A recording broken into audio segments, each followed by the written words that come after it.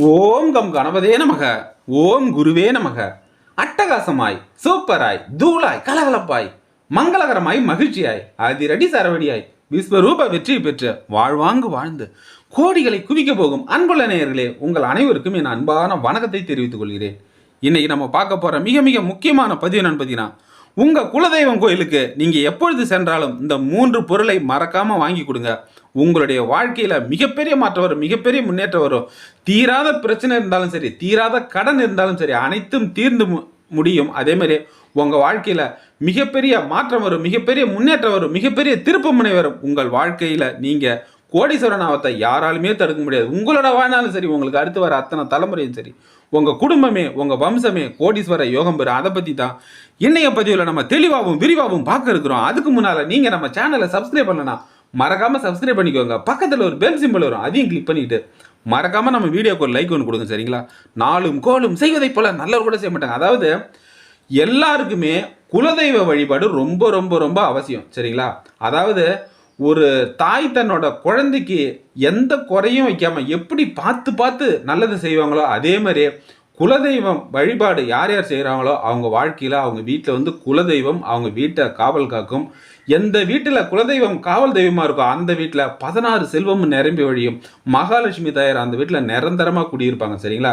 அதாவது ஒரு வேலி தன் பயிரை எப்படி பாதுகாக்குதோ அந்த மாதிரி குலதெய்வம் நம்மளை பாதுகாக்கும். சரிங்களா? குலதெய்வ வழிபாடு ரொம்ப ரொம்ப முக்கியம். இன்றைய காலகட்டத்தில் வெவ்வேறு ஊருக்கு நம்ம இடம்பெயர்ந்துடுறோம், வேலை காரணமா, வேற வியாபாரம் காரணமா. அதனால குலதெய்வத்தை சில பேர் மறந்தே போறாங்க. சில பேருக்கு குலதெய்வம் பேர் என்னன்னு கூட தெரியாது. அவங்களோட குலதெய்வம் பேரை கேட்டால் தெரியாதுன்னு சொல்லுவாங்க. அப்படி இருக்கக்கூடாது. குலதெய்வத்தை நம்ம தேடி போனோம்னா நம்மளை தேடி குலதெய்வம் வரும். உலகத்துல எந்த மூலைக்கு நீங்க போனாலும் சரி, அந்த இடத்துல குலதெய்வம் உங்கள் காவல் தெய்வமா இருக்கும். குலதெய்வம் யார் வீட்டில் காவல் இருக்கோ அந்த வீட்டில் பணமும் தங்கமும், அதே மாதிரி சொந்த வீடும் சொத்தும் அதிர்ஷ்டமும் ஐஸ்வர்யமும் கோடீஸ்வர யோகமும் 16 செல்வமும் நிரம்பி வழியும். சரிங்களா? அதாவது இந்த உலகத்துல யாரு நம்மளை கைவிட்டாலும் சரிதாங்க. இந்த உலகத்துல கூட பிறந்தவங்க, நண்பர்கள், உறவினர்கள், அதே மாதிரி நம்மளோட இஷ்ட தெய்வம், அந்த உலகத்தில் இருக்கிறவங்க அத்தனை பேருமே கைவிட்டாலும் சரிதான்.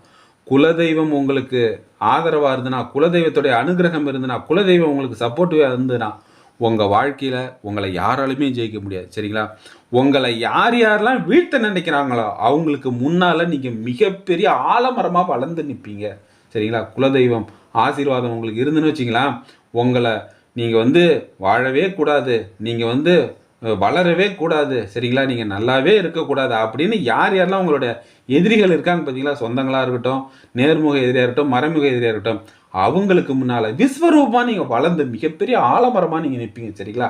அசைக்க முடியாத ஆலமரமாக இருப்பீங்க. அதாவது இந்த உலகன்றது நம்ம பணம், புகழ், செல்வாக்கு இதெல்லாம் இருந்தால் தான் நம்மளை மதிப்பாங்க. சரிங்களா? சொந்தக்காரங்களாகட்டும், நண்பர்களாக கூட இருக்கட்டும், அந்த செல்வம் அத்தனையும் நம்மளை விட்டு போயிடுச்சுன்னு வச்சுக்கலாம், நம்மளை யாருமே மதிக்க மாட்டாங்க.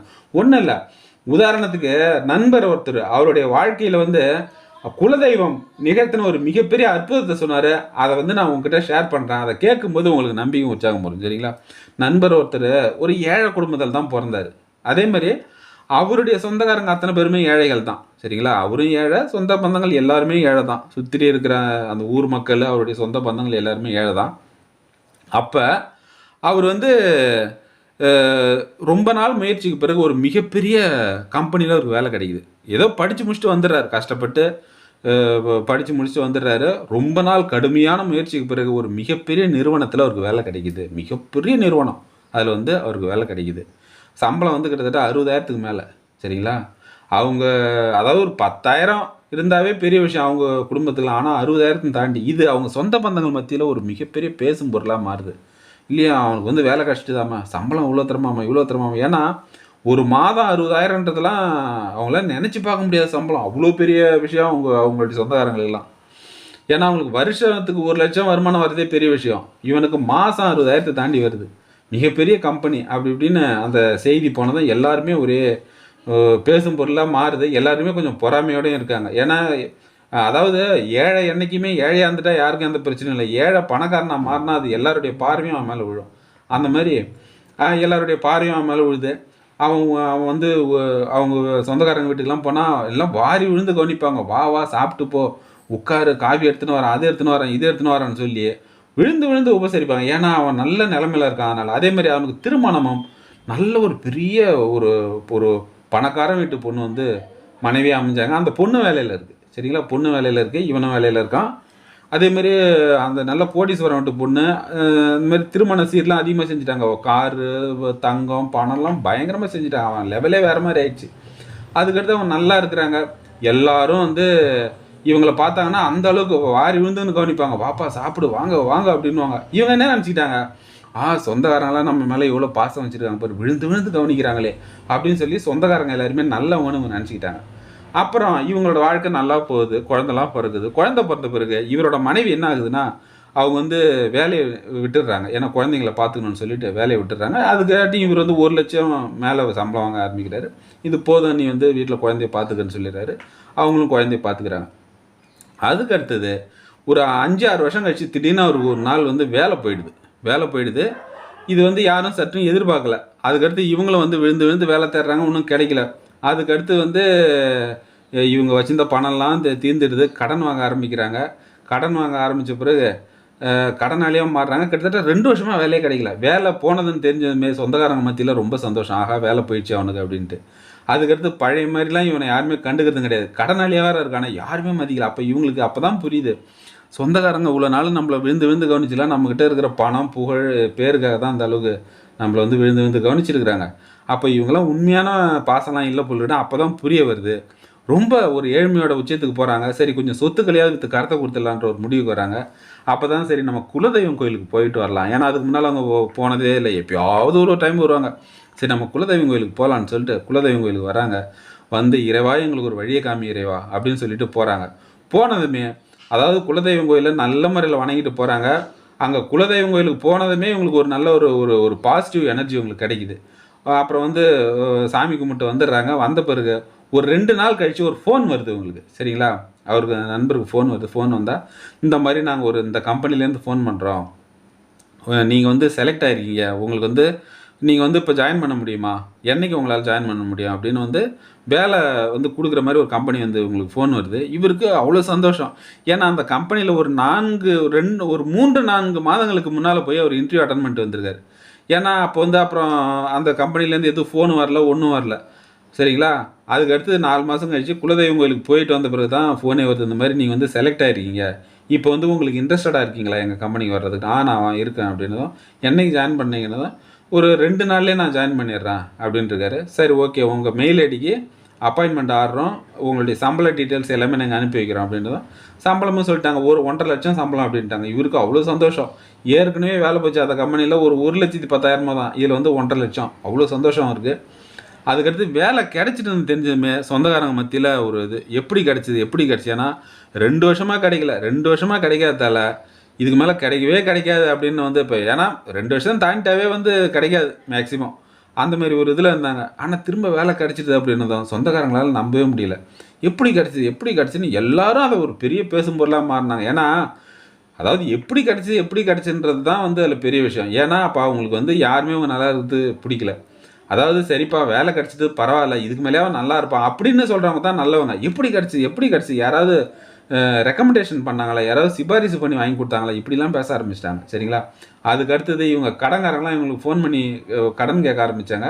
அப்போ அவங்க தைரியமாக சொன்னாங்க, வேலை கிடச்சிது, கொஞ்ச நாள்லேயே உங்கள் கடத்தை திருப்பி கொடுத்துட்றோம், நீங்கள் யாரும் ஃபோன் பண்ண வேண்டிய தேவையில்லை அப்படின்னதும் அதேமாதிரி சம்பளம் வாங்கி போய் கரெக்டாக 8 மாதத்தில் எல்லா கடத்தையும் முடிச்சிட்டாங்க சரிங்களா. கடத்தை முடிச்சுட்டு அதுக்கடுத்து ஒரு சில சின்ன பிஸ்னஸை வந்து பண்ணாங்க. அதுக்கடுத்து அதாவது மாதம் ஒரு முறை குலதெய்வம் கோயிலுக்கு போயிட்டு வருவோம் சரிங்களா. சொந்தக்காரங்களோ யாருமே அவங்க எடுத்த முடிவு இதுதான், எங்களுக்கு யாருமே தேவையில்லை, எங்கள் குடும்பத்தை தவிர எங்களுக்கு யாருமே தேவையில்லை, சொந்த பந்தங்கள் தேவையே இல்லைப்பா, எங்கள் குலதெய்வம் மட்டும்தான் எங்களுக்கு சரியா, குலதெய்வம் மட்டும்தான் எங்களுக்கு ஒரே வழி அப்படின்னு சொல்லிட்டு ஒவ்வொரு மாதமும் அவங்க குலதெய்வ வழிபாட்டை பண்ணுவாங்க. எப்போல்லாம் வந்து அவங்க சொந்த ஊருக்கு வருவாங்களோ அப்போ போயிட்டு குலதெய்வத்தை வந்து பார்த்துட்டு வருவாங்க. நீங்கள் மட்டும்தான் எங்களுக்கு எல்லாமே சரியா.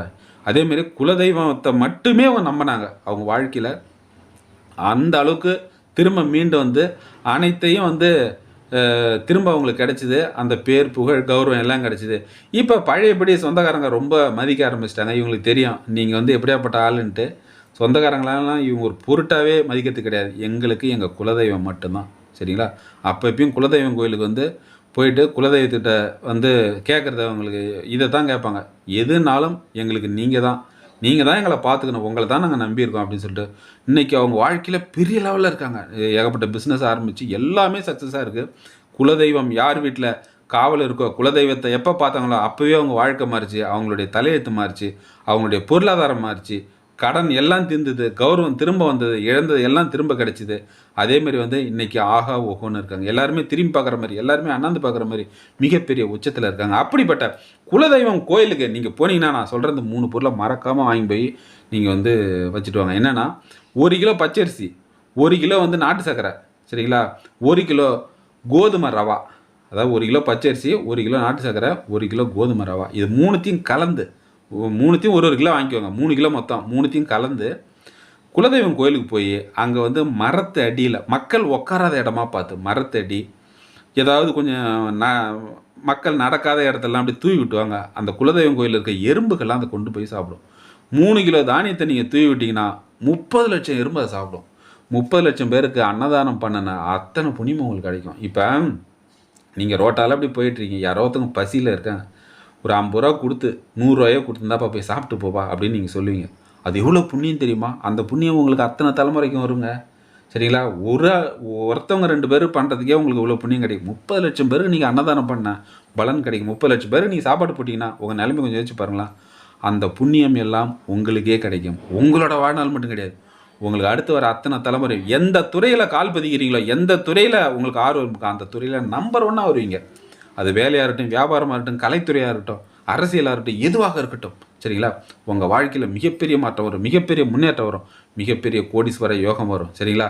உலகத்தில் யார் கைவிட்டாலும் இந்த சொந்த பந்தம் கூட பிறந்தவங்க அண்ணன் தம்பி இது எல்லாமே பொய்யான உறவுகள். சரிங்களா? குலதெய்வம் நீங்கள் வந்து உங்களுக்கு சப்போர்ட் இருந்ததுன்னா, தாய் தன்னுடைய குழந்தைய எப்படி பாதுகாப்பாங்களோ, வேலி தன்னோட பயிரை எப்படி பாதுகாக்குதோ அந்த மாதிரி உங்கள் குடும்பத்தை குலதெய்வம் காவல் காக்கும். எந்த வீட்டில் குலதெய்வம் காவல் இருக்கோ அந்த வீட்டில் மகாலட்சுமி தாயார் நிரந்தரமாக வந்து தங்கி 16 செல்வத்தையும் அள்ளி அள்ளி கொடுப்பாங்க. இந்த வீடியோ உங்களுக்கு பிடிச்சினா மறக்காமல் லைக் பண்ணுங்கள், நம்ம சேனலை சப்ஸ்கிரைப் பண்ணுங்கள், மறக்காமல் பெல் பட்டனையும் கிளிக் பண்ணிக்கோங்க. நன்றி, வணக்கம், வாழ்க வளமுடன், ஆல் தி பெஸ்ட்.